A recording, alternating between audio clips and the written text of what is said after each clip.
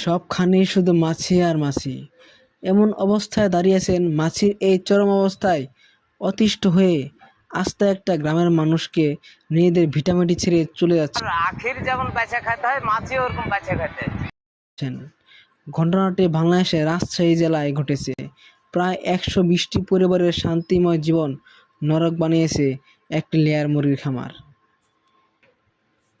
খামারের ভেতর দিনের পর দিন বিষ্ঠা জমে রাখা এবং কোনো সব কিছুতে মাছি যাওয়া অদৃষ্ট ধরেছে, এই খাবার খোয়াই যাবে না। আমার নিজের জামাইটাও আসতে পারে না, আপনার ঈদে চলে গেল, জামাইটা আসছে না, শুধু দুর্গন্ধনাশক ব্যবহার না করায় পুরো এলাকায় এমন মাছি আর মাছি হয়ে যাচ্ছে।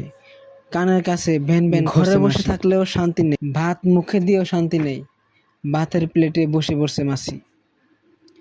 এছাড়াও ঘরে নবজাতক নিয়েও দিন কাটছে মায়েদের।